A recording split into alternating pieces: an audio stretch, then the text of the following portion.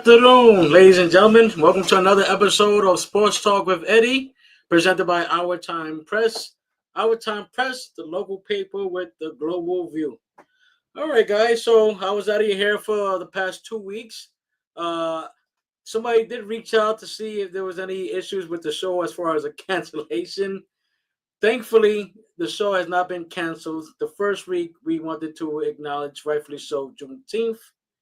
And the past week, I, along with my beautiful fiance, went to visit the beautiful island of St. Lucia. And I tell you one thing, man, that place is beautiful.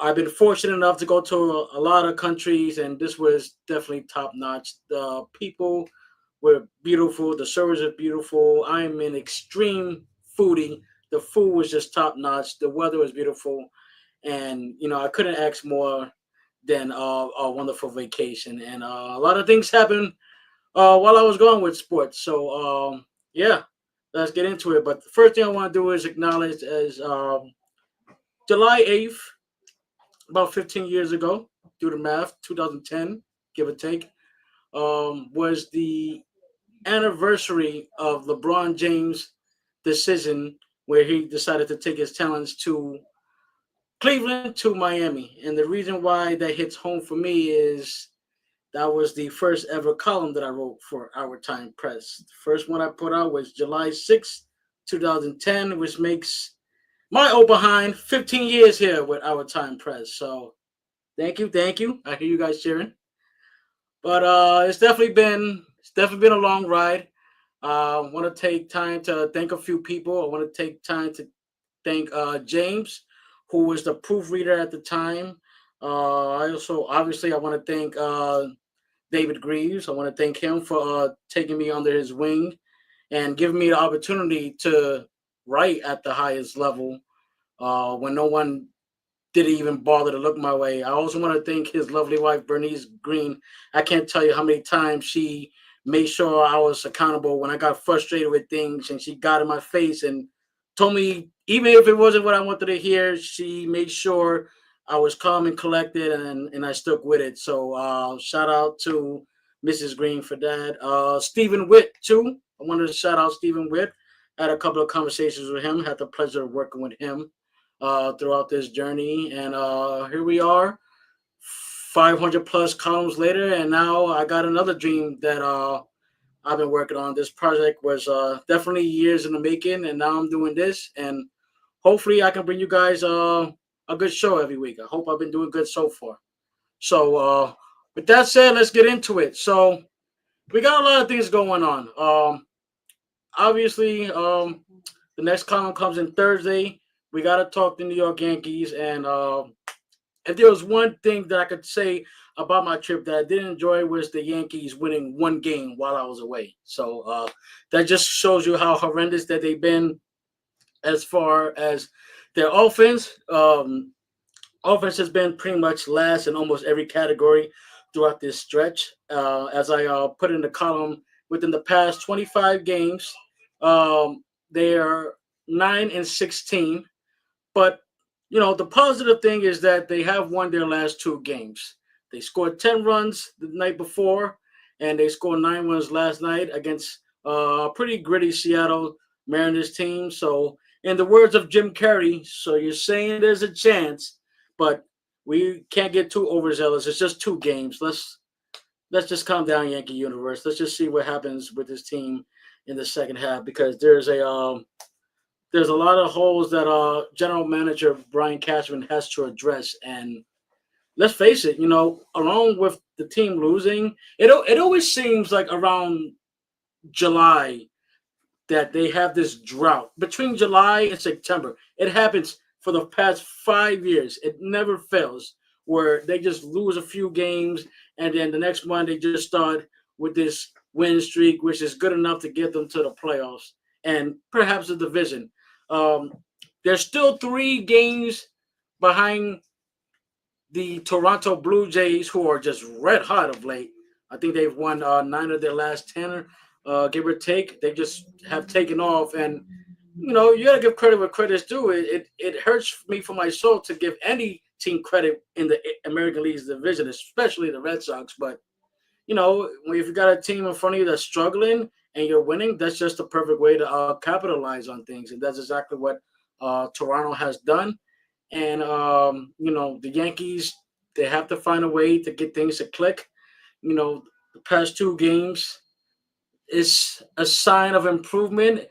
I don't think it's something that Yankee fans should get overzealous with. But when you have, the home run ball come in, the fact that they've been able to score with runners in positions, which put them at a 154 batting average the past 25 games or so like that. I think there were 8 of 52 I put out in this column, and I guess you can guess it. No RBIs during that span, as far as runners in scoring positions with no outs. So, and on top of that, the injury bug has really decimated this team. As far as pitching goes too, and as we all know, pitching is really a necessity, especially in today's game. Fernando Cruz went down earlier last month with a strained oblique. Now, I've had a conversation with someone that reached out to me while I was on the show last week, and he was like, well, it's oblique. What exactly? How long does an oblique injury take? So oblique, I believe, is somewhere around this area right here. I don't know the science as far as where it connects and stuff like that. But an oblique injury, from what I've read, it's a very tricky injury.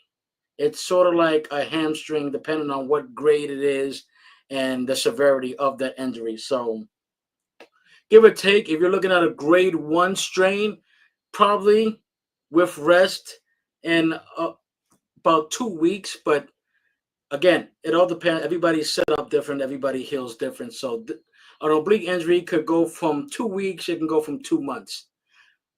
Obviously, the best case scenario for the Yankees, as far as when it comes to Fernando Cruz, is that this is a 2 to 3 week, timetable we're looking at. Because let's face it, you now got Weaver and you got Williams as pretty much your most reliable pitchers out of that bullpen. You got Luke Weaver and you got Williams, who's the closer, who's sort of turning it around right now. I think he's got a 2.93 ERA after having let's just face it, a dreadful start to the season where he actually lost the closing job to Luke Weaver. But now he seems to have gotten in the flow of things, and hopefully this is the Williams that we sign up for when we make that trade for him from Milwaukee. So again, there's a lot of positives to look at things, but once you take an upper echelon on a positive, there always seems to be a negative of some sort when it comes to the Yankee injuries. Another one was Mark Leiter Jr. Mark Leiter Jr. And this was a very, very strange injury because so he basically has a stress fracture in his right leg, if I believe. And this injury wasn't this past weekend. This injury, according to reports, occurred while the Yankees were in Cincinnati. Now the Yankees were in Cincinnati. I want to say about 2 weeks, 3 weeks ago. Don't quote me if I'm wrong. I got to look back at the schedule. But essentially, you have to really look at it and be like, there was a couple of outings after he supposedly hurt his legs where he was pretty much damn near pitching with a broken leg. So, as far as the numbers that Mark Light has been putting up, obviously they haven't been good numbers of late. But now maybe we have a legit reason as to why. I mean, the guy had a broken damn leg. Let's cut Mark Leiter some slack. Hopefully we get him back in the fold real soon. But yeah, so you got Fernando Cruz out, you have Mark Leiter Jr. out, and probably the most crushing blow of injuries that occurred within the past week was the loss of Clark Schmidt. Clark Schmidt, in my opinion, obviously was probably you could pencil him in as the number 3 starter in that Yankee rotation, aside from Carlos Rodon and Max Fried. So that's definitely a tough blow for the Yankees pitching staff because that's one thing they really been decimated by is injuries. And Clark Smith is going to undergo Tommy John surgery. I believe he had this injury in 2017, and Again, for the people who are not familiar with Tommy John surgery, it's usually an injury within the forearm that connects to the elbow bone. Depending on where the pain is at, um, it is a strenuous rehab. Some pictures come off better during this injury. Some pictures don't necessarily have the same type of stuff when it comes to this injury. So it usually takes about a 6 to 12 month rehab, depending on it, usually longer. But Tommy John, the surgery in its entirety is going to be usually a whole year of rehab. And from pictures that have spoken about the injury itself, it usually for a pitcher that actually feel like themselves, this is usually a 2 year injury. Clark Smith is going to be out obviously for the rest of the 2025 season, and more than likely he'll probably miss the 2026 season. So we definitely want to wish Clark Smith well. He's got a long journey ahead of him, and just such crucial loss for that Yankee pitching rotation. Um, but on a positive note, I want to seem like I'm beating them while they're down. Rookie pitcher Cam Schisler made his debut yesterday. This kid is 100 mile per hour stuff. He has good stuff, good movement. 6'6". Um, his family was in the crowd, so that was nice for a 24-year-old kid to come, you know, unprecedented from AAA and AA to come into Yankee Stadium, which is 40, usually max 46,000 a night, guaranteed, to pitch in front of his family and be able to do 6 and a third innings of good baseball, good pitching, and that's something that the Yankees need with these injuries that they're going through. So Cam Schisler, I don't know if I'm saying his name right. I do apologize. It's a difficult name for me to throw out there, but if this is any indication as far as what the Yankees plan to do as far as their pitching goes, obviously you have the trading deadline coming up. There's been a lot of names swirling around as far as who are they going to get, who's going to be available on the market, what low market teams are going to be able to sell, and who Brian Cashman is going to be able to swing a deal for. Obviously, there's names like Zach Gallen. Zach Gallen hasn't had quite the year that we're normally seeing of a caliber of Zach Gallen, but obviously, you put him into that lineup. Uh, as far as the pitcher rotation, it definitely should help the Yankees, and hopefully, a change of scenery would help Gallen and whatnot, and hopefully, there's more to deals that the Yankees are going to be looking at. But obviously, with the loss of Clark Smith, and even before that, because you got to remember too, Garrett Cole, who's obviously the Yankees' best pitcher, underwent Tommy John surgery before the year started. So he's going to be gone to at least next summer, which was a huge blow to even begin the season if for the Yankees. So I think there's one team that we have to, keep a bird's eye view on is the Arizona Diamondbacks. There's been a lot of rumors and conversations going on as far as the Yankees speaking to them, preferably as far as Eugenio Suarez. Eugenio Suarez is batting 250. He's got 29 home runs. He's quite frankly having a career year.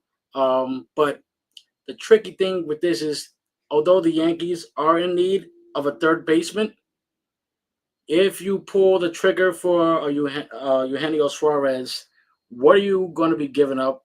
What is Arizona action price is going to be? And the tricky thing is, do you really want to get rid of your top tier prospects for a guy who could possibly be a rental? Suarez contract ends after this season, so that's something that the Yankees need to think about. But again, if you can have a guy with that bat and add that to an already proven good offense when they're all good with Stanton, with Wells. You got obviously the captain Judge.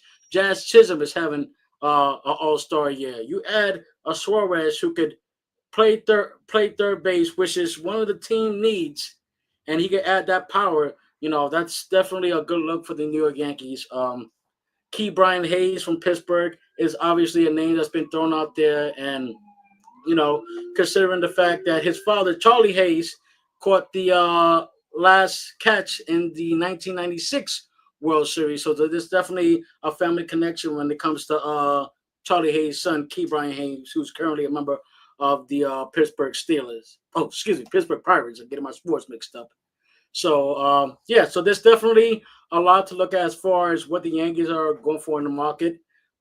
Third base is a necessity. Starting pitcher is a necessity, and bullpen help. That's something that's definitely something that Brian Cashman has to look at because if you look at Rodon, if you look at Max Fried, Stroman, the past two starts has been giving you good stuff off his return from injury, but um, Stroman is just like the ultimate wild card because you just don't know what you're gonna get from him.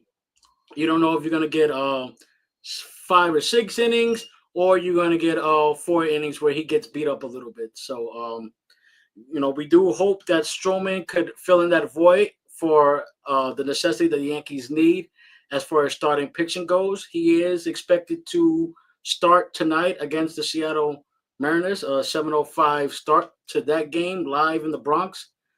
And yeah, so I think just keep an eye on the Yankees as far as what they do. I think at this point, in order to reach that championship supremacy threshold, they have to make a move.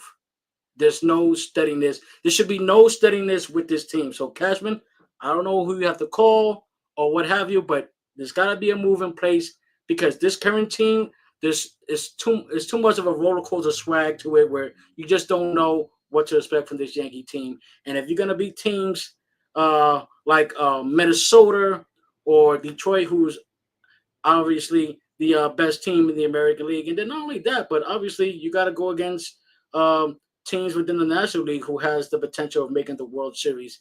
Obviously, when you think about the National League, you got to think about the Los Angeles Dodgers. You got to think about the San Diego Padres and, the New York Mets. I think Atlanta still has a chance of, giving you that playoff look if and when they do get healthy. Right now, they're in a little funk right now, but then again, the Yankees are too. So it doesn't necessarily mean that those two wouldn't have the possibility of actually meeting each other in the World Series. And even the Dodgers, I believe, dropped their fourth straight game last year, and they look like a team that couldn't lose two straight. So it's a funny thing how baseball and just sports in general works. But that's why they play the games because anybody, whether you good or great, can be beaten on any given night. So thankfully, there's 162 games for uh in the season of baseball, and hopefully the Yankees make some moves because I do. As a Yankee fan, you obviously want to sit down and cheer and hopefully they win. But it's been very, very frustrating the past month and a half to just see them drop game after game and just see them ultimately struggle as a offensive unit. And it almost seems like if Aaron Judge doesn't fill in the void as far as the connectivity, as far as the offense go, the Yankees as a whole just don't know how to score runs. And you can't have an offensive unit that's just home run savvy.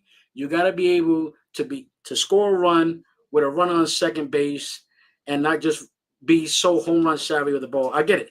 The Yankees, for as long as I can remember, have been the home run savvy team. Even with those days where they had A Rod and Robinson Cano, and you had Jeter and Jason Giambi and all those good teams and Teixeira. So, but the Yankees have to find a way to score ones that's not consisted of the home run ball.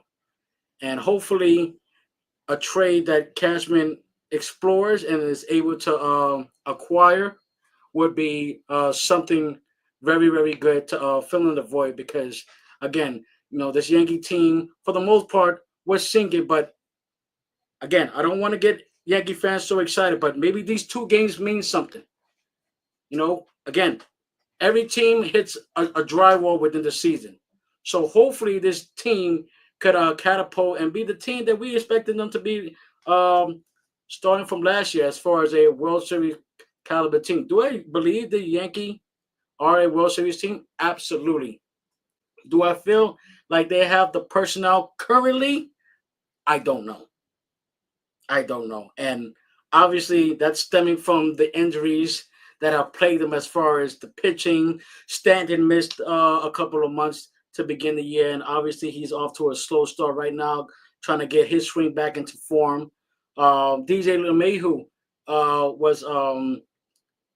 was released by the team, and that was very very sad because when we got him 6 years ago from Colorado, this guy was a pure hitting machine, and it's one of the crazy things to sports where you just have a guy who's not necessarily known for his power, but can just hit in all sides of the field, and just one day just can't do it no more. It's a tough thing to see, especially you know when you've seen a player that has been with the Yankees for so long. But I do wish DJ LeMahieu the best within his future endeavors as the Yankees elect to move on from him. And again, hopefully the Yankees are able to swing a few deals come the trading deadline. So that'll wrap up that side for the Yankees. Let's get into some Knicks news. All right, we got some Knicks news that came in earlier in the week. To many sources, the Yankees have elected to go with Mike Brown as the team's 32nd head coach. Yeah, the team's 32nd head coach, and a lot of people were. I kind of feel like they were a little bit negative. This is not this is not the most attractive hiring. He may not be the most attractive name. It's not like the hottest girl in the prom, but it's someone decent that can give you a nice conversation. There's nothing wrong with a good conversation over some good eats. Come on, New York. Come on. You know, Obviously the team made the decision as far as moving forward with Tom Thibodeau, which to this day I don't even get into it because I had a rant speaking to a couple of people that called in about that. But again, what's done is done. Um, the organization has elected to move forward, and this is a pretty good hiring. I'm okay with it. At first, I'm like, I had the same reaction that everybody did, where I was like, okay, I don't know, but he's been a head coach in the NBA for 20 years. He's a two-time coach of the year. He won it once in Cleveland in 2009, and he won it more recently with the Sacramento Kings in 2023. He has a 454 and 304 winning loss record, which is pretty good. It just shows you that he is 100 games over 500, and he's able to win games. Also, if you speak to coaches and players around the league, he's well respected, and he's a winner. Obviously we don't talk about championships because he won it as an assistant coach, but if you win a championship, whether you're a head coach or assistant coach, it should still count for something. He was a four-time NBA champion as an assistant coach, three with the Golden State Warriors and one with the San Antonio Spurs. And again, as I reiterated, he is the 32nd head coach in Knicks history. And I got the chance to look at the press conference, and I had a lot. I really liked what he said.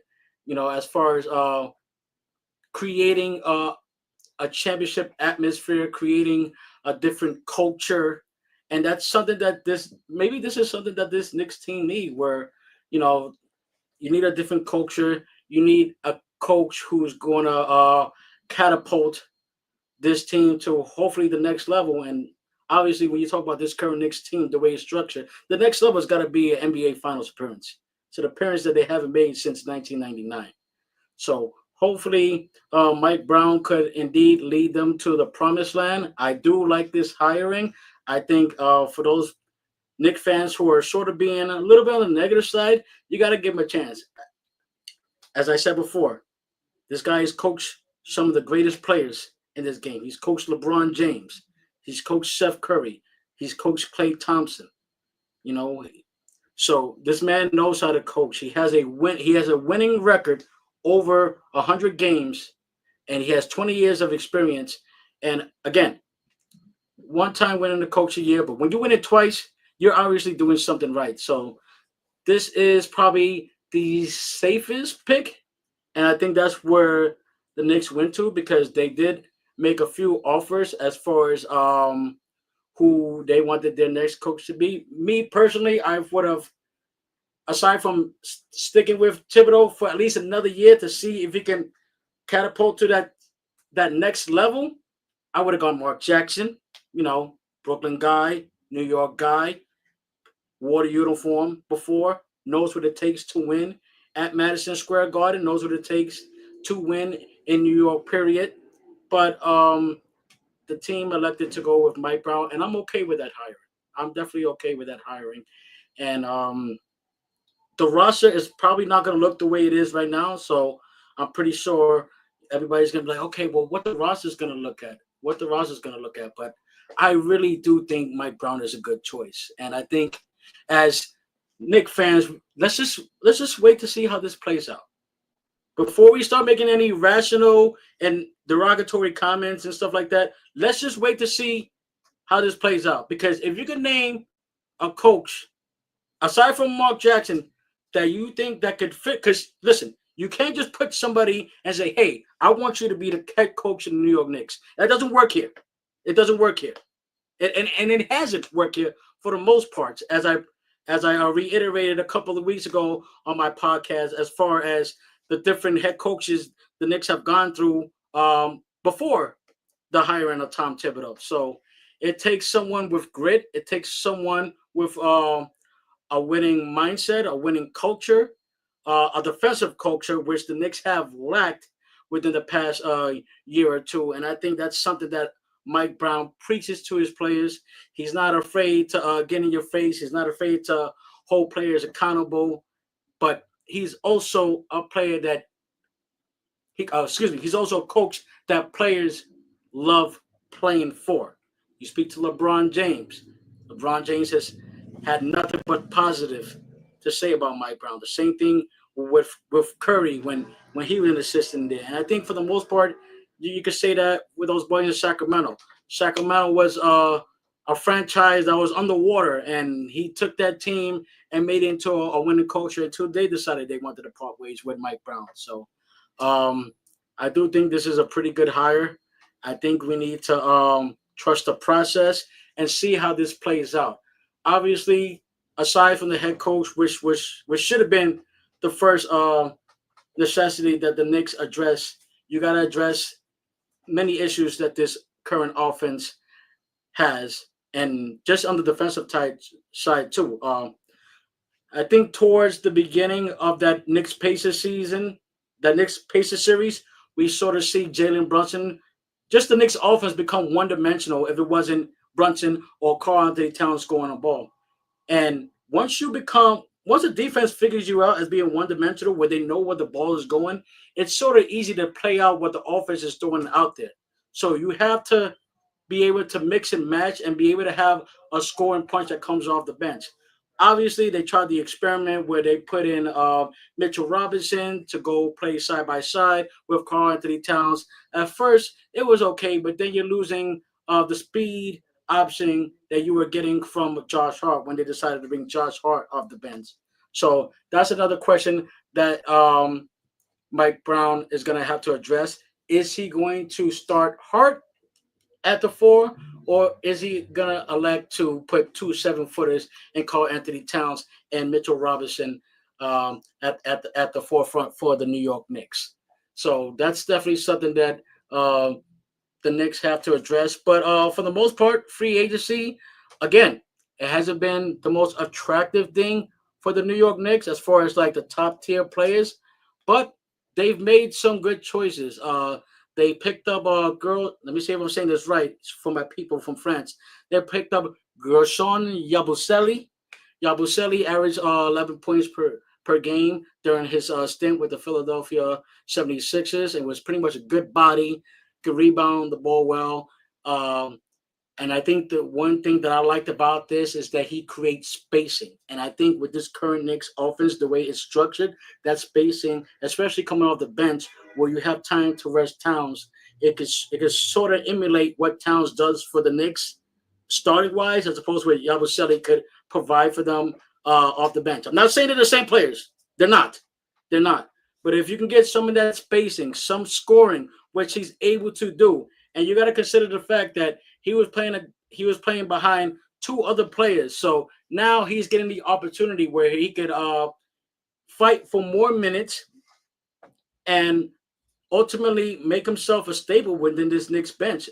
So I'm definitely excited for that that signing. I think it might be one of the most underrated signings that we won't be talking about, that we will be talking about come mid-season for the New York Knicks. So shout out to World Wide West and Leon Rose for that move. I think it was a very underrated move.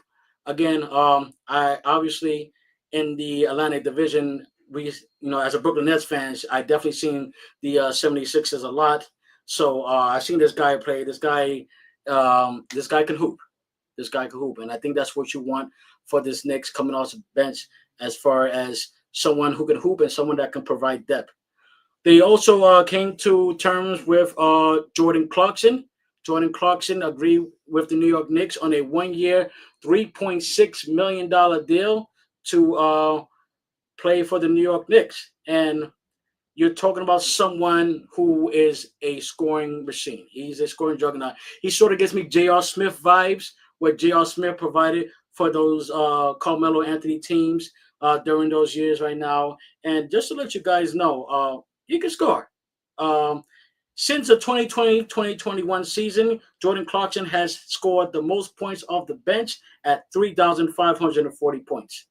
So the one thing that the Knicks lack, that I reiterate in this podcast a couple of years, is that they need scoring. They need depth. So you add Yabusele, you add Jordan Clarkson to go with Josh Hart, Miles McBride, perhaps Landry Shamet. I don't think the Knicks are going to be done as far as how this roster is going to shape up. I've been hearing rumors about them speaking with the Grizzlies about Marcus Smart. Marcus Smart is a guy who can give you a bucket or two here and there, but he's also still has elite defense. So if they're gonna able to swing a deal, or hopefully wait until he is bought out by the Grizzlies, which that's the rumor that's been going around for at least the past 2-3 days.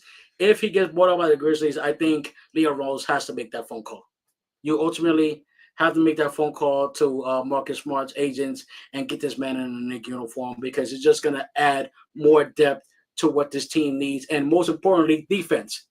So you definitely gotta make that phone call, and just again, I think this is all a process. I think Knicks fans, a lot of people didn't expect them to get that far. It created a strong sway. It created an excitement. There was a guy hanging from the billboard. So, yeah, it was definitely insane in 34th and 7th for the most part. So, and again, and I keep saying this, and this is not because I'm a fellow Brooklynite, I'm a New Yorker, yes, through thick and thin, but if you ask anybody around, when these big market teams brings excitement to that particular sport, whether it's New York, whether it's LA, whether it's Chicago, it just creates a more insane excitement within that sport. If anybody tells you different, bring them over here. Tell them to call the show, and then we could chop it up. Because I'm telling you right now, there is no better feeling in sports when you have the big market teams, the most excited teams, especially with a rich history, you know, that can able to take over and dominate and bring some excitement. And listen, for the most part, not to say that small market teams are scrubs. A small market team just won the NBA championship, Oklahoma City Thunder. And speaking about the Oklahoma City Thunder, they've been making moves of their own. Before we got into press, it was reported that forward Jalen Williams signed a rookie max contract for the years have not come up yet, but it's around $285 million. It's more than likely a 4 year deal. That's usually the max contract there. They also came into terms with Shea Gilgeous Alexander, rightfully so, Finals MVP. That was a 4 year, $285 million deal. And then they went up and locked up their big man of the future, Chet Holmgren. That's also a 4-year max contract worth $250 million. So Oklahoma City Thunder's organization is letting it rain over there. And the most important thing is that these guys are young. They're the youngest team in the past 20 some odd years to win the championship. The average age for this current team is about 25 years old, and they've just been stockpiling on draft picks, so they're going to be good for the long haul. They're going to be good for the long haul. And again, when you have Shea at 26 years old, I think Chad is 24. I think Jalen Williams just turned 23. I'm not trying to say it's going to be a dynasty, but they're going to be good for a while. They're going to be good for a while. And shout out to the front office of Oklahoma City to just catapult these draft picks, develop these picks, and ultimately just stick with this team and see where it leads them to. And obviously, you were able to trade some picks and use those as assets to bring in veteran players like Alex Caruso, who was really good with in that NBA Finals right there. And then you got Lou Dort, who's a defensive guru. I believe that within the next year or two, we could be talking about him as possibly being a defensive player of the year candidate. So it would not surprise me with that. He's just, he's a glove on defense, and I think every team needs that sort of dog in them where they just haunt you on defense. I think that's what Scottie Pippen provided for the '90 Bulls in the '90s.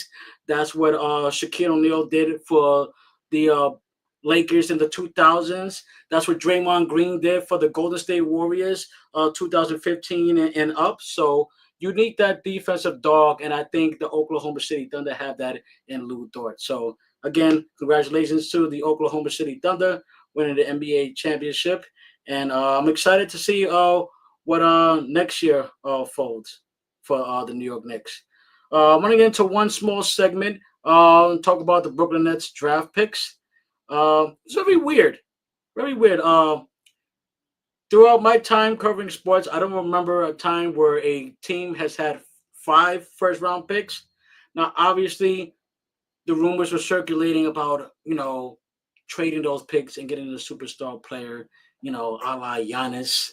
Giannis Antetokounmpo's name's been thrown out there. I hope I said the name right. It's a very long name. Um, there was a report that he had bought some property in the New York City area. I don't know if that means anything. It could just be, hey, he just likes to live in New York. Who knows?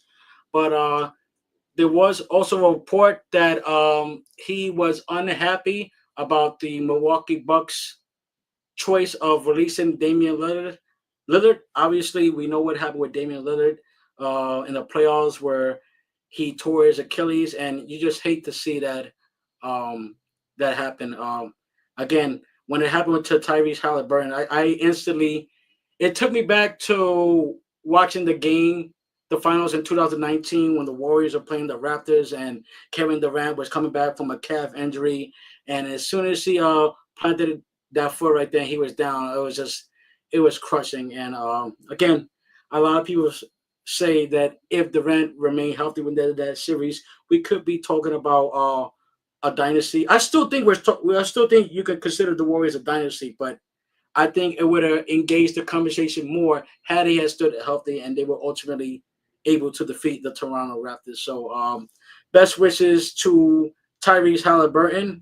Um, Jason Tatum. Jason Tatum also got injured during that Knicks series, the series deciding game for the Boston Celtics, and Damian Lillard. Those are three All Star caliber players who are probably going to miss all of next year, so we wish them the best.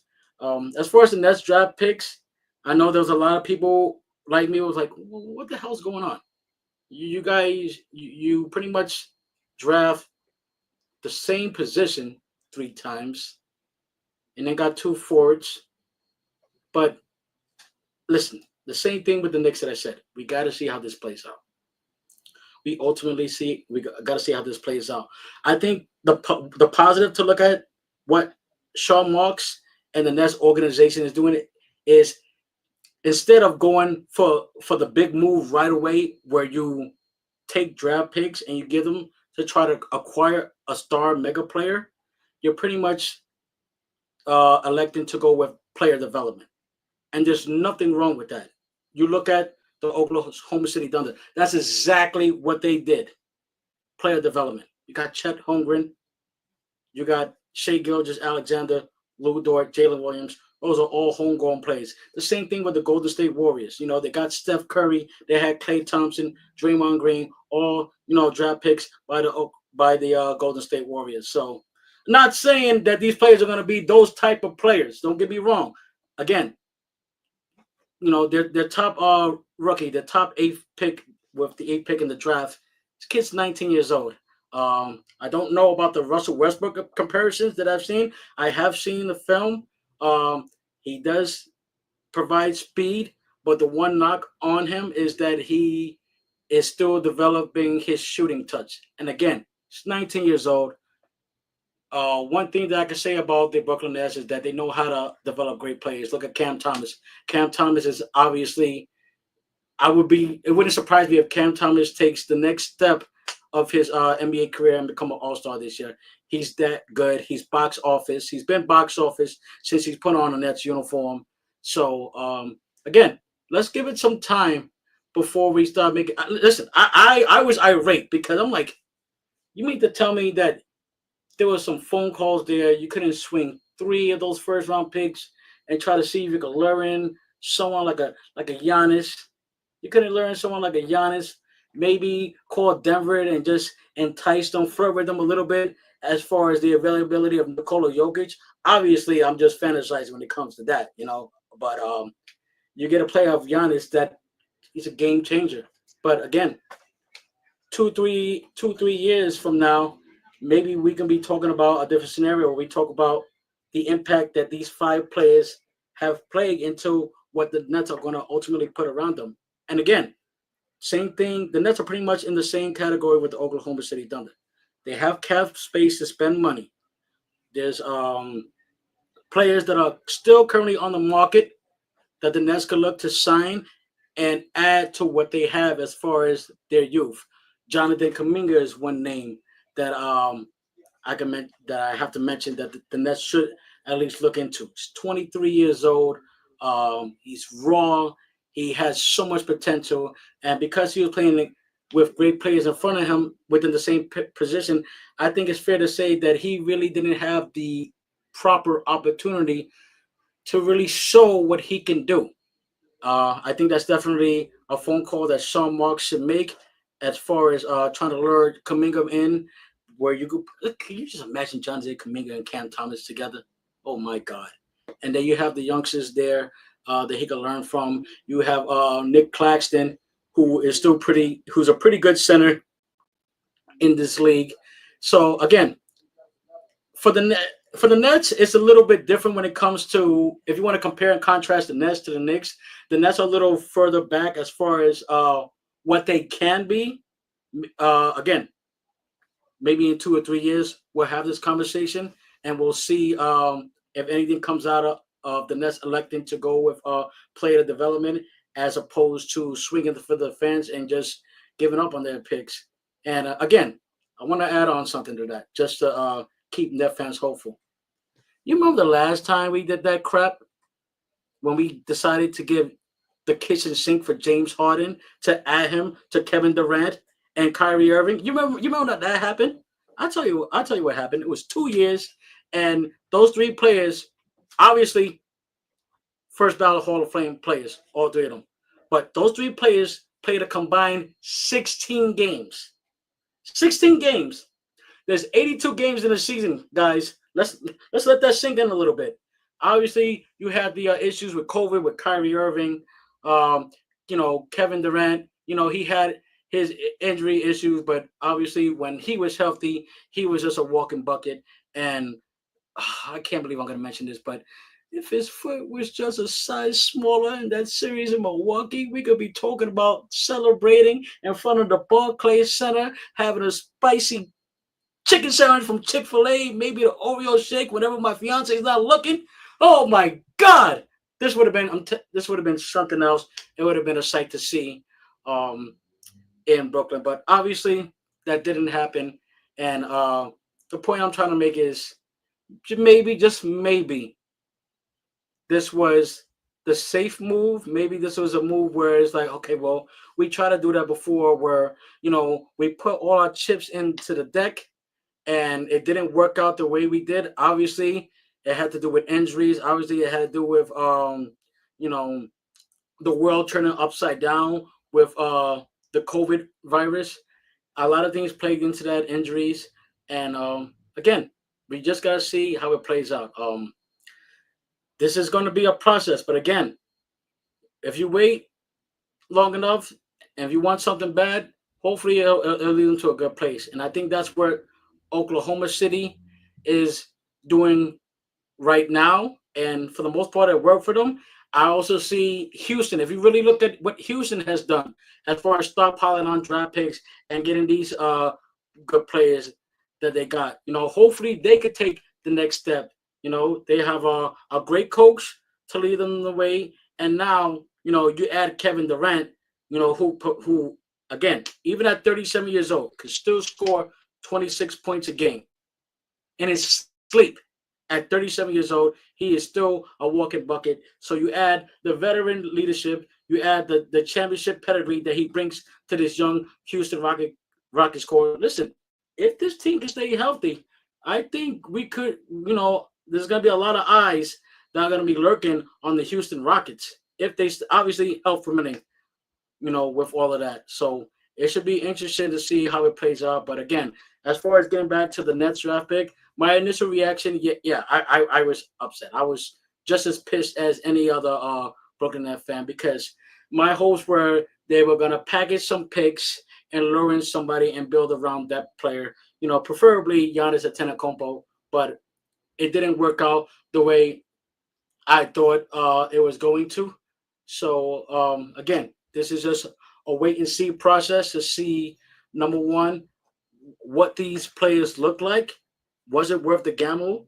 And again, you can't just suspect 1 year and be like, okay, well, let's ship this guy out of town. It doesn't work like that, especially with these players being young. So it's gonna take some time for these players to actually develop. And again, this could be a good thing. Fernandez, I love Fernandez. I love the coaching job that he has done. I think he did a tremendous job when he was the national coach in Canada. So you got your leader in Jordy Fernandez, and you got some players that could score the ball. You got Cam Thomas. I can't forget. The Nets did make a move during our little break where they traded Cam Johnson in exchange for Michael Porter Jr. Again, Michael Porter Jr. is not going to be a 20 point, 10 rebound type of guy, but he's 6'10". He provides floor spacing. He can give you, on a good day, maybe 15 points, 6, 8 rebounds a game. I think the Nets will settle for that. You got you got Nick Claxton, you got Dayron Sharp, who are re-signed with the team. So again, it's a young core. So it's kind of unfair to expect for them to swing for the fence right off the back just because they had 5 number 1 picks. But again, this is probably what's best as far as the organization developing, deciding to go with player development. So yeah, so I'm excited for the Brooklyn Nets. Obviously, I'm a Brooklyn Nets fan, so I know there's gonna probably be a lot more misery than there is gonna be happiness within the past 2 years. But if it leads to what Oklahoma City has done, what Houston is attempting to do, as far as Brooklyn trying to emulate what they are doing, as far as stockpiling on draft picks, developing these players and building a future for the long haul, then I feel like it's worth the gamble. I feel like it's worth the gamble. And listen, who knows? Again, this offseason is still short. Um, we haven't, at least from my knowledge, I haven't heard any reports about Giannis acting out of Milwaukee. There was a rumor that went out there that that he was unhappy about release of Damian Lillard, I mean I get it, but then again, I didn't get it because it's like, dude, you really gonna beat a player while he's down? He tore his Achilles, which means that he went into that game hurt, but he laid it out on the line for the ultimate prize, which was the NBA championship. Obviously, they didn't get there, and obviously, what happened to him. So, again, we'll see what happens with that. But again, I do like the direction that the Nets are going, and after some time of just thinking about it, I'm okay with the team deciding to elect to develop these players as far as going for the big fish right away. Listen, who's to say that these players won't be big fishes? It's just gonna take time. But I'm a big believer. With time comes good prosperity. And listen, if you're willing to work on your craft, if you're willing to get better, and you're playing in one of the most amazing spots to play the game of basketball, New York City, Brooklyn, New York. I mean, we talk about this another 2 or 3 years. I mean, this is, I keep reiterating, but this has the potential of being something special. I don't know when, I don't know how, but the fact that the organization decided to throw us a curveball, because it was expected that they were gonna swing a deal with these draft picks that they got. I believe they have 15 number one draft picks within the next 7 drafts. So again, as far they're not our first round pick hungry when it comes to draft picks. So we definitely has to see how that plays out. But that's gonna be my time for today. I want to thank everybody for tuning in. We're back. I'm so excited. Shout out to my niece Destiny. Her 15th birthday is tomorrow. Uh, Again, thank you everybody for tuning in. I want to give a thanks to PJ, obviously, for setting this all up and channeling her inner Derek Jeter every week for us. And I hate to put me on the spot, but happy birthday to me. I'll be 21 on Monday. So, yeah. So, go figure. But thank you guys for tuning in, man. Please go out and pick up the issue of Our Time Press column. It will be distributed within the Brooklyn Best Eye area. Please pick it up. It's good stuff there, not just sports. It's amazing stuff there. Again, I guess happy 15th to me. And thank you guys so much for tuning in.